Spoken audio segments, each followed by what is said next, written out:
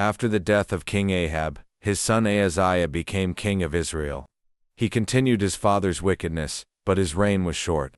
Following an accident, Ahaziah sent messengers to inquire of the Philistine god Baal-zebub, but Elijah intercepted them. He prophesied that because Ahaziah sought a false god, he would die in his bed, a prophecy that soon came to pass. Then Jehoshaphat of Judah and a new king of Israel, Joram, joined forces with the king of Edom against the rebellious king of Moab. But as they journeyed through the wilderness, their armies and their livestock ran out of water.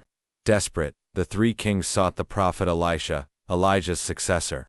Elisha, after a display of his prophetic power through music, instructed the kings to dig trenches. He prophesied that God would fill them with water without wind or rain, and they would defeat the Moabites. The next morning, water miraculously appeared, and the armies of Israel triumphed. The prophet Elisha continued his ministry, performing extraordinary miracles for everyday people. He multiplied a widow's oil to save her family from slavery, and he raised the son of a kind Shunammite woman from the dead. His fame even reached the powerful Syrian commander, Naaman, who was suffering from leprosy. Though initially offended by Elisha's simple command to wash in the Jordan River, Naaman humbled himself, obeyed, and was miraculously healed. Elisha's power extended to even the smallest matters, like making a lost axe head float on water. When the king of Syria sent a vast army to capture Elisha, his servant was terrified. But Elisha calmly prayed, and his servant's eyes were opened to see a miraculous, unseen army of horses and chariots of fire surrounding them, a silent shield of divine protection. Elisha then blinded the Syrian army and led them safely to their home, demonstrating God's power and mercy. As Samaria suffered a horrific siege and famine, the prophet Elisha prophesied that the next day, food would be miraculously abundant. The king's officers scoffed at his words. That night, for starving lepers, who had ventured to surrender to the enemy, found the Aramean camp deserted, their army having fled in terror at the sound of a phantom army sent by the Lord. The prophecy was fulfilled, and the unbelieving officer was trampled to death. In time, Elisha's word was fulfilled in Damascus as well, as Hazael murdered King Ben-Hadad and seized the throne. Back in Israel, Elisha sent a prophet to anoint Jehu, a military commander, as the new king. Jehu was tasked with one mission, to completely destroy the wicked house of Ahab. With furious speed, he killed King Joram and King Ahaziah, who was visiting. Jehu then rode to Jezreel, where the wicked queen Jezebel waited. He ordered her thrown from a window, and her body was eaten by dogs, fulfilling a final, gruesome prophecy.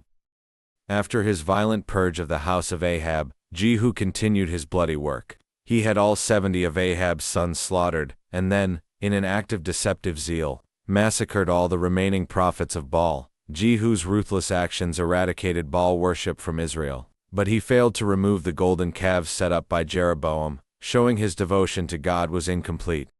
In the kingdom of Judah, the wicked queen Athaliah, daughter of Jezebel, seized the throne and mercilessly killed all the royal heirs. But a baby prince, Joash, was secretly rescued and hidden in the temple by his aunt and the priest Jehoiada.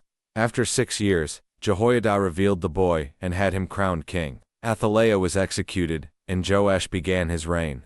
As king, he ordered the temple to be repaired, overseeing the work with diligence. Yet, his later assassination underscores the fragility of even a righteous life in a fractured kingdom. On his deathbed, the prophet Elisha gave King Joash of Israel one last chance. He commanded the king to strike the ground with arrows to symbolize his victory over Syria, but Joash struck only 3 times, and Elisha was furious, saying he had missed his opportunity for a complete triumph. Elisha then died, but a final miracle occurred when a dead man was resurrected by touching his bones. Meanwhile, King Amaziah of Judah, though initially righteous, grew arrogant after a military victory. He foolishly challenged Israel to war and was humiliatingly defeated. He was later assassinated, and his son Azariah reigned. In Israel, the kingdom spiraled into a cycle of sin and regicide. After 4 generations, Jehu's dynasty ended with the assassination of his great-grandson, just as God had prophesied. Though some kings were good, like Azariah, they still failed to fully obey, leaving the kingdoms vulnerable to their own failings and the rising threat of the Assyrian Empire.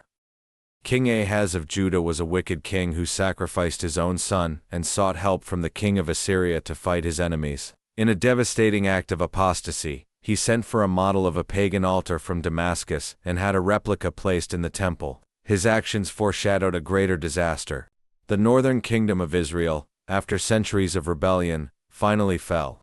The Assyrian army, after a 3-year siege, captured the capital city of Samaria. The people of Israel were exiled to Assyria. Their land was repopulated by foreigners, and the kingdom came to a bitter end. The fall was the culmination of generations of idolatry and disobedience. But in Judah, hope was reborn.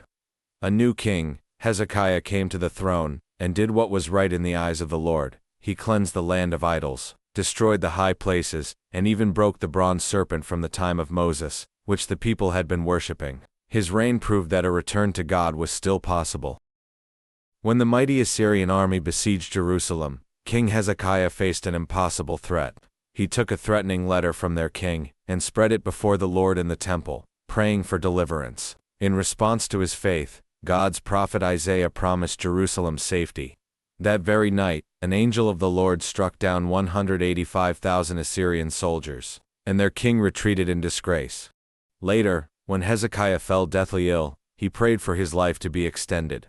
God, in his mercy, granted him 15 more years. However, in an act of pride, Hezekiah foolishly showed all his kingdom's treasures to Babylonian envoys, for which a prophet warned of future destruction. After Hezekiah's death, his son Manasseh became king, and led Judah into its deepest spiritual decline. He rebuilt the altars to Baal, practiced human sacrifice, and filled Jerusalem with innocent blood. His reign reversed all of his father's righteous reforms, and sealed the fate of the kingdom. In the final years of the kingdom of Judah, a righteous king named Josiah began to repair the temple. There, the high priest discovered the lost book of the law.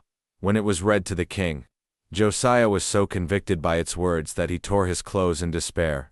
He humbled himself before God, and the prophetess Huldah declared that while judgment was certain, it would not fall during his lifetime.